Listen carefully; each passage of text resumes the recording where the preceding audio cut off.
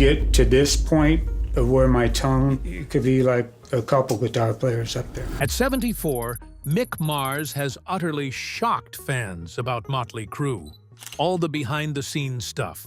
Best known as the co-founder and lead guitarist of Mötley Crüe, Mars, born Robert Allen Deal in 1951, has recently been pulled back into headlines as long-simmering tensions, health struggles, and legal battles reshape how fans interpret his legacy. What makes it even more striking is the contrast. A musician who spent decades standing in the background of chaos is now at the center of the loudest conversations surrounding the band he helped build. This is Mötley Crüe as you've never seen before. The silent architect of a rock empire. Robert Allen Deal was born in 1951, and long before the world would know him as Mick Mars, his life already carried the weight of ankylosing spondylitis. This chronic inflammatory disease attacks the spine and gradually reduces mobility. It is not a sudden disruption, but a slow tightening force, fusing vertebrae over time. For Mars, it meant pain was a constant companion long before fame. By the time he reached adulthood, the condition had already begun to define his physical presence. He stood slightly rigid, movements measured, but he never stepped away from music. Instead, he moved through California's club circuit during the 1970s. Mars spent nearly 2 decades in shifting lineups and obscure groups, including acts like Whitehorse and other short-lived projects that never reached mainstream recognition. These were years of repetition, but they shaped something critical, a disciplined, almost surgical approach to guitar tone.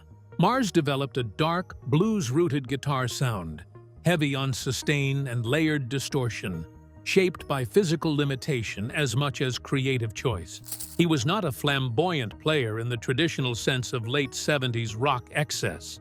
Instead, his style carried weight, density, and control.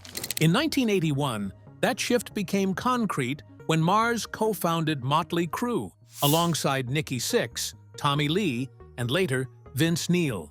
The band formed in Los Angeles, California, at a time when the Sunset Strip was saturated with emerging hard rock acts fighting for attention.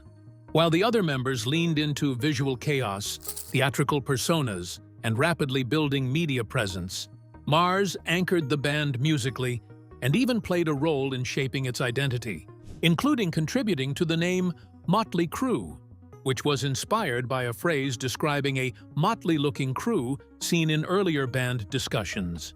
As Mötley Crüe began to record and perform, Mars's role became increasingly defined in the studio rather than on stage spectacle. His guitar work formed the foundation of early recordings that would later define glam metal's commercial explosion.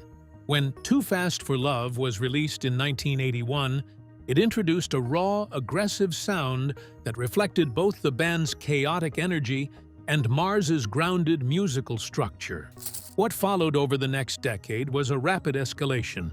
Albums like Shout at the Devil in 1983, Theater of Pain in 1985, and Dr. Feelgood in 1989 pushed the band into global recognition, selling tens of millions of records worldwide. However, Mars remained the least visible member of the group, the body that could no longer follow the stage. By the time Mötley Crüe had already cemented their status as global rock heavyweights, the physical reality behind the guitarist's silhouette was becoming increasingly difficult to ignore. Mick Mars had been living with ankylosing spondylitis. Through the 1980s and 1990s, Mars pushed through the illness while Mötley Crüe toured extensively across North America, Europe, and Japan, performing in arenas filled with tens of thousands of fans. The physical strain of repeated travel, long flights, late-night shows, rapid stage setups, and back-to-back tour legs compounded the underlying condition. You see, ankylosing spondylitis progresses with time, and for Mars, the spine's gradual loss of flexibility meant that even basic movement on stage required careful adaptation. By the early 2000s, medical intervention became unavoidable. In 2004, Mars underwent major spinal surgery that included the implantation of metal hardware designed to stabilize his spine. This procedure was not cosmetic or minor. The surgery marked a turning point, allowing him to continue performing, but under increasingly controlled physical limitations. Post-surgery, he required constant pain management and adjusted posture, often performing while standing in a fixed position rather than moving freely across the stage like his bandmates. Despite these constraints, Mars continued touring with Mötley Crüe for years afterward, contributing to major reunion tours and festival circuits that drew massive global audiences in the 2000s and 2010s. These tours were physically demanding even for healthy performers, often involving multi-hour shows, repeated sound checks, and compressed travel schedules between cities and countries. For Mars, each performance required managing pain thresholds in real time while maintaining technical precision on guitar. As the 2010s progressed, the cumulative strain began to intensify. Ankylosing spondylitis is a degenerative condition, and over time, spinal rigidity and joint inflammation can increase fatigue and reduce endurance. Mars's mobility became more restricted, with visible difficulty in movement compared to earlier decades. While he remained capable of delivering guitar parts with accuracy, the physical toll of sustained touring began to overshadow the experience of performance itself. During this period, Mötley Crüe also operated in a drastically different touring environment compared to their peak years. Production scales were larger, schedules more compressed, and expectations for high-energy performances remained unchanged despite the aging of its members. The contrast between the demands of modern arena rock touring and Mars's medical reality created a growing imbalance that could no longer be ignored internally. Eventually, the cost of sustaining that pace became unsustainable. After decades of managing a chronic spinal condition through surgery, therapy, and adaptation, Mars reached a breaking point. The breaking point. It kind of introduced me to the raspy, gnarly guitar, Dave Davies. And I'm like, wow, that's cool. I really like that. A different new tone. October 2022 marked a decisive fracture point in the long-running story of Mötley Crüe. Mick Mars officially announced that he would no longer tour with the group. The decision was tied directly to the progression of his ankylosing spondylitis. After years of adapting to pain, reduced mobility, and physically restrictive stage conditions, the demands of global touring finally exceeded what his body could sustain. The announcement did not dissolve his connection to the band entirely. Mars clarified that his retirement applied specifically to touring and live performances, not necessarily his status within the group's broader business and legacy structure. This distinction mattered because Mötley Crüe was not just a touring act, but also a long-established commercial entity built on catalog ownership, branding, and decades of recorded material. Almost immediately after his retirement became public, the band confirmed that guitarist John Five, born John William Lowry, known for his work with Marilyn Manson and Rob Zombie, would step in as the touring replacement. His appointment was announced ahead of major international commitments, including stadium-scale shows that continued Mötley Crüe's global touring resurgence alongside Def Leppard in their co-headlining circuit. This transition ensured that the band's live infrastructure would remain operational without interruption. For the first time in the band's 4-decade history, Mötley Crüe was performing major tours without its original guitarist. Since their formation in 1981, Mars had been the sole consistent instrumental backbone through every studio era, lineup shift, breakup, and reunion. Industry observers and fans reacted immediately, framing the moment in contrasting ways. On one hand, it was viewed as an inevitable outcome of health realities that had been visible for years, particularly given Mars's documented spinal condition and reduced mobility in later performances. On the other hand, it triggered broader discussion about legacy bands transitioning into new configurations where founding members gradually step back while the brand continues to operate at full commercial scale. But for Mick Mars, troubles were not over just yet. Legal war and the fight for legacy. The way they're hooked up, if you could have been there, you would have seen my rack mounts, plugging them in and out to see which way it sounded the best. In early 2023, Mick Mars, who had been essentially sidelined from the band's business structure and legacy control, filed a lawsuit against his former co-stars. The lawsuit, filed in Los Angeles County Superior Court in April 2023, centered on allegations that Mars had been significantly reduced in both financial participation and decision-making authority within the band's corporate framework. At the core of the dispute was the question of profit distribution, specifically whether his ownership stake and royalty share had been altered without his full consent. Mars asserted that he remained a key stakeholder in the Mötley Crüe entity, and argued that changes to his financial position were implemented unilaterally following his decision to step away from touring. Mars also challenged how decisions were made regarding the band's business operations, including touring arrangements, branding usage, and contractual negotiations tied to live performances. His position was that stepping back from the stage did not equate to relinquishing his role in the underlying structure of the band. After all, he helped create the band in 1981. This distinction became central to the legal argument: performance participation versus ownership rights. Mötley Crüe's response was immediate and forceful. The remaining members denied any wrongdoing and framed Mars's reduced touring capability as a necessary factor in restructuring the live lineup. Their position emphasized his declining physical ability due to ankylosing spondylitis, a degenerative spinal condition that had required major surgery in 2004 and had increasingly limited his mobility in later years. The band maintained that adjustments to touring and business arrangements were made in line with operational necessity rather than exclusionary intent.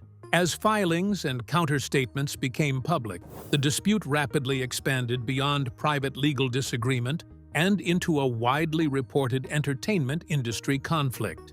Major outlets such as Rolling Stone, Billboard, and Variety covered the case closely, with attention focusing on the contrast between Mars's role as a founding creative force and the band's assertion of functional limitations in live performance contexts. What turned this dispute into something larger than a band disagreement is how the law treats partnerships like Mötley Crüe. In situations like this, courts don't look at image or legacy. They look at contracts, ownership percentages, and fiduciary duty. If a member like Mick Mars holds a defined stake in the band's corporate entity, that stake typically cannot be reduced or altered without clear contractual provisions or consent. U.S. partnership and corporate law, especially under California jurisdiction, where the lawsuit was filed, places strict obligations on co-owners not to unilaterally dilute another partner's share or exclude them from decision-making if they still legally retain ownership. The key legal distinction in Mars's case was this: stepping back from touring does not automatically terminate ownership rights unless explicitly stated in prior agreements. Mars's 2023 lawsuit in Los Angeles County Superior Court alleged exactly that breach, claiming his ownership share had been reduced and his voting power sidelined without proper authorization. The band countered by arguing that operational realities had changed, pointing to Mars's declining ability to perform live as justification for restructuring touring and related revenue streams. This is where cases like this often hinge. If revenue is tied primarily to live performance, the argument for restructuring becomes stronger. If it's tied to catalog, branding, and legacy ownership, then exclusion becomes legally more difficult to justify. The lawsuit never reached a dramatic courtroom verdict. Instead, by 2024, both sides reached a private settlement, closing the case without publicly disclosing financial terms, revised ownership stakes, or governance changes. This is common in high-profile entertainment disputes, where prolonged litigation risks exposing internal financial structures and contracts that both sides prefer to keep confidential. Reactions from within the rock and media world leaned noticeably in Mars's favor, especially among veteran musicians and industry commentators. Dee Snider publicly criticized the situation, calling it a sad way to treat a founding member, while guitarist Tracy I. Guns described the move as a business decision that doesn't sit right with fans. Radio host Eddie Trunk was more direct, stating that Mars was the most musically consistent guy in that band, and questioning how a founding member could be pushed aside in that manner. But to truly understand why the lawsuit struck such a nerve, you have to look at Mötley Crüe's internal history. By the mid-1980s, Mötley Crüe had already crossed into global dominance, but internally, the structure holding it together was under constant strain. In December 1987, Nikki Sixx overdosed in Los Angeles. Emergency responders even declared him clinically dead for approximately 2 minutes before reviving him with adrenaline injections. The incident was not just a personal crisis. It was a symbol of the band's trajectory at the time. Sixx himself later described the period as a complete loss of control. At the same time, Tommy Lee's legal issues and high-profile relationships kept him in constant media circulation, often overshadowing the band's musical output. Arrests, public altercations, and tabloid coverage created a cycle where attention shifted away from the band's work and toward its off-stage behavior. The most serious legal and moral crisis, however, dates back to December 8, 1984. Vince Neil was driving under the influence in Redondo Beach, California, when his car collided with another vehicle, resulting in the death of Nicholas "Razzle" Dingley. Neil was later charged and served jail time, along with probation and financial restitution. The incident left a lasting mark not only on the band's public image, but also on its internal dynamics. It introduced a level of gravity that went beyond typical rock and roll excess, forcing the band to confront major consequences. Amid that chaos, Mick Mars functioned as the least volatile and most consistent presence. While the others cycled through addiction, legal trouble, and public breakdowns, Mars remained largely absent from those headlines. During recording sessions, particularly in the late 1980s, producers and engineers noted that Mars was often the only member consistently prepared to track parts. When the band entered rehab collectively before recording Dr. Feelgood in 1989, it marked the first time all 4 members were sober during production, and the result was their most commercially successful album, selling over 6 million copies in the US alone. Mars's tight, controlled guitar work became the backbone of that record, anchoring a band that had previously struggled to function cohesively in the studio. The instability didn't disappear in the 1990s. In 1992, Vince Neil was fired following internal disputes over commitment and performance, forcing the band into a risky transition. They brought in John Corabi and released a self-titled album in 1994, which, despite critical praise, failed to match the commercial success of earlier releases. This period exposed a deeper issue. Without its classic lineup, the band's identity fractured. Mars, however, remained through the transition, continuing to shape the band's sound even as its commercial footing weakened. By 1997, Neil returned, effectively restoring the original lineup, but the reunion did not erase years of accumulated tension. Behind the scenes, contractual disagreements and financial disputes were just as persistent as personal conflicts. Touring revenue, publishing rights, and branding decisions became recurring points of friction, especially as the band's legacy catalog grew in value. Their 2001 autobiography, The Dirt, laid much of this history bare, detailing not only the excess, but also the internal breakdowns that nearly ended the band multiple times. The book later became the basis for the 2019 Netflix adaptation. Even their so-called final chapter proved temporary. In 2015, the band signed a legally binding cessation of touring agreement, and performed what was billed as their last show on December 31st in Los Angeles. The contract was designed to prevent future reunions, a rare move in the industry. Yet, by 2019, that agreement was effectively reversed, and the band returned for a highly profitable stadium tour alongside Def Leppard. Throughout all of these phases, Mars remained the constant thread. His contribution was not about controlling the narrative, but about preserving the musical identity that made the band viable in the first place. While others drove headlines, Mars sustained the sound. His riffs carried continuity through instability, allowing the band to repeatedly rebuild around a recognizable core. Naturally, one can't help but sympathize with him when he was sidelined. But he did not let this be the end. Rebirth in isolation.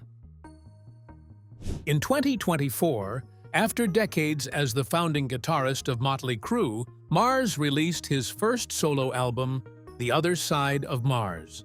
It marked the first major independent project of his life outside the band structure that had defined him for over 40 years. The album was recorded with a deliberate shift in environment and process. Rather than relying on the touring-based identity of his former band, Mars built the project around studio collaboration. He worked with a range of established musicians, including veteran producer Michael Wagoner, known for his engineering work with acts like Metallica and Ozzy Osbourne. The lineup also included experienced session players such as keyboardist Paul Taylor, drummer Ray Luzier of Korn, and vocalist Jacob Bunton. This combination signaled that the project was not a side experiment, but a structured artistic statement assembled with professional intent. Musically, The Other Side of Mars moved away from the glam metal framework that defined Mötley Crüe's commercial peak. Instead, it leaned into heavier and more modern textures, incorporating elements of industrial rock, grunge-influenced distortion, and darker tonal layering. The guitar work remained central, but the production emphasized atmosphere and density over the flashy, arena-driven style associated with 1980s rock. Tracks such as Loyal to the Lie and Killing Breed reflected themes of tension, defiance, and internal struggle, reinforcing the album's tone as reflective rather than nostalgic. Critical reception focused heavily on this stylistic shift. Music publications and rock-focused outlets noted that Mars had not attempted to replicate his past success, but instead built a sound that reflected both age and experience. Reviews highlighted the contrast between the album's contemporary production choices and the more straightforward hard rock structures of his Mötley Crüe years. Rather than positioning it as a continuation of the band's legacy, critics framed it as a reinvention rooted in artistic independence. One of the most defining aspects of the release was Mars's clear decision not to tour in support of the album. He publicly stated that ongoing health limitations made live performance unsustainable. This placed the album firmly in the category of studio-only output. Despite this limitation, Mars remained active in the creative process. Interviews and promotional discussions around the album emphasized his continued focus on writing, recording, and experimenting within the studio environment. He described the recording space as his primary creative home. Commercially and symbolically, the release represented a clear break from the framework of Mötley Crüe. While the band's catalog remained tied to decades of collective success, Mars's solo debut repositioned him as an independent artist, operating outside that structure. The shift was not just about ownership of music, but about control over direction, collaboration, and output, all without the constraints of touring cycles or band branding. Well, that's it for now. Thanks for watching. Did you like this video? If you did, please consider liking, dropping a comment, and hitting the subscribe button so that you don't miss out on our new uploads. Also, don't miss this video you see on your screen right now. It's truly unbelievable.